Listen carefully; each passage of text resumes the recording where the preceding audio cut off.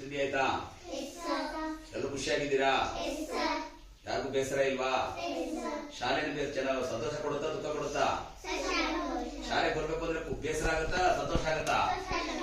ಹೌದಾ? ಮನೆಯಿಂದ ಬರ್ಬೇಕಾದ್ರೆ ಖುಷಿಯಾಗಿ ಬರ್ತೀರಾ ಶಾಲೆಗೆ? ನಿಮ್ಗೆ ಬೇಸರ ಆಗಲ್ಲ?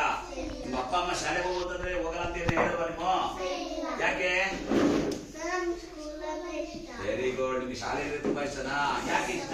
ಶಾಲೆ ತುಂಬಾ ಪರಿಸರ ಚೆನ್ನಾಗಿದೆ ಅಂತನಾ? ಆಮೇಲೆ ಶಾಲೆ ಕೊಠಡಿಗಳು ಚೆನ್ನಾಗಿದೆ, ಪರಿಸರ ಚೆನ್ನಾಗಿದೆ, ಒಳ್ಳೆ ಹಣ್ಣಿಗಳ ಮರಗಳಿದೆ, ಪರಂಗಿ ಮರಗಳಿದೆ, ಇವೆಲ್ಲ ಪರಿಸರ ಚೆನ್ನಾಗಿ ಇಷ್ಟ ಮತ್ತೆ ತಿನ್ಬೋದು ಅಂತನಾ? ಹೌದಾ? ಆಯ್ತು, ಸಂತೋಷ.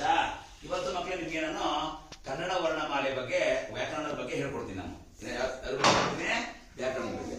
ಈಗ ನಿಮ್ಗೆ ವರ್ಣಮಾಲೆ ಅಂದ್ರೆ ಗೊತ್ತಾಯ್ತಲ್ಲ, ಯಾವುದು ಕನ್ನಡ ವರ್ಣಮಾಲೆಗಳು?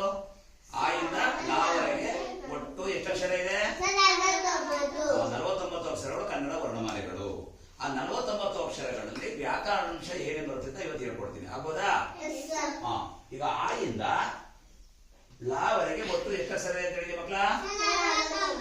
ಈ 49 ಅಕ್ಷರಗಳನ್ನ ಮೊದಲು ಫಸ್ಟ್ 3 ಭಾಗ ಮಾಡಿದ್ದಾರೆ.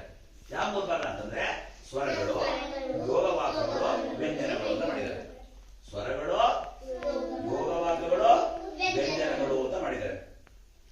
ಸ್ವರಗಳು ಎಷ್ಟು? 13. ಯಾವುದು? ಆ ಇಂದ ಅವುವರೆಗೆ ಸ್ವರಗಳು 13 ಅಕ್ಷರ.